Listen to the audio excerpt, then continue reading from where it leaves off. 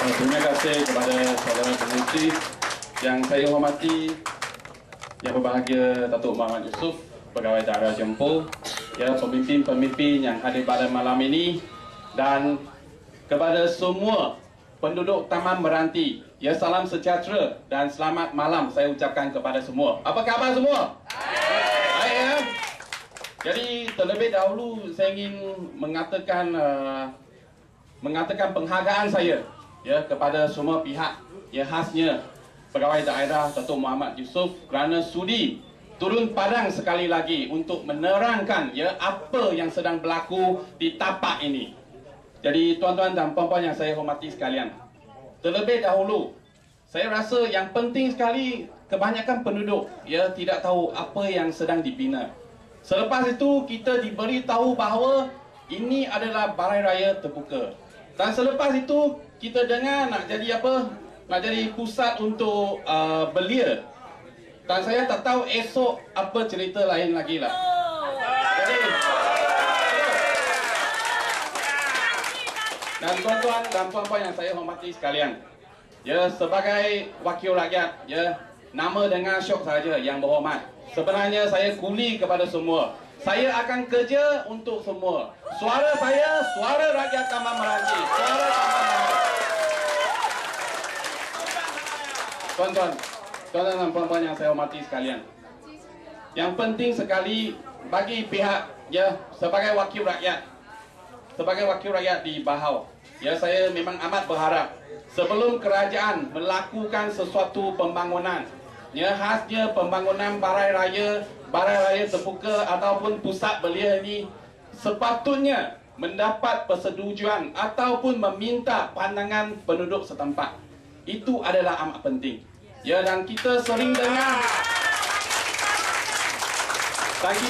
dengar bahawa kita harus menghargai, ya, menghargai usaha kerajaan yang membuat Balai Raya untuk kita, ya, itu kita patut menghargai.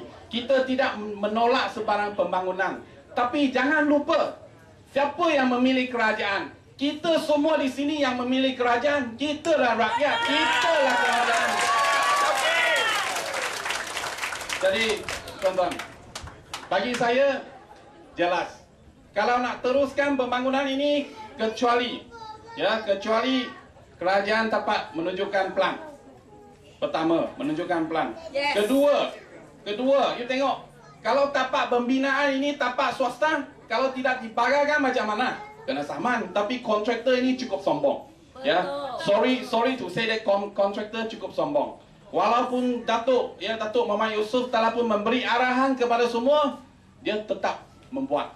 Dan lepas itu, sebelum itu saya pernah membuat panggilan kepada Datuk. Ya, sorry ya Datuk. Datuk bagi tahu saya bahawa, ya, projek ini memang ada arahan dari pihak atasan, ya, tetapi malam sekali malam ini dia tak berani hadir, ya, dia tak berani hadir. Dan saya nak katakan di sini, tak ada sesiapa pun yang boleh meneruskan kerja ini, ya, kecuali mendapat kelulusan daripada Datuk Muhammad Yusof ataupun pihak kerajaan negeri.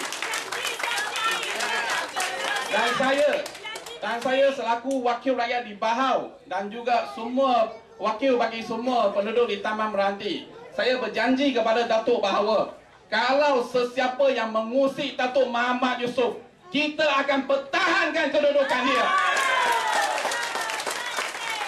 Jadi tuan-tuan dan puan-puan, saya rasa amat jelas sekali.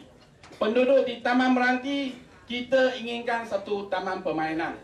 Kita tidak menolak pembinaan pusat untuk belia, tetapi pembinaan itu haruslah mendapat persetujuan daripada ke semua penduduk. Itu amat penting. Jangan suka-suka you buat satu bangunan dekat sini, lepas itu you bagi tahu itu projek kerajaan, kita akan teruskan. Itu tidak boleh diterima. Kerana hari ini rakyat yang menjadi tuan kepada negara ini. Kalau kerajaan tidak mendengar suara rakyat, senang saja. Hari ini bangunan ini dibina, tak apa. Pilihan raya akan datang, kita robohkan kerajaan yang tidak dengar suara rakyat. Jadi dengan kata-kata ini saya ingin menegaskan sekali lagi, kita penduduk Taman Meranti, kita sama-sama membantah pembinaan bangunan ini dan ditukarkan dengan taman permainan dan alihkan pusat belia ini ke tempat yang lebih sesuai. Kita tidak membantah, kita sokong pembinaan pusat belia, tetapi bukan di tempat ini. Sekian, terima kasih.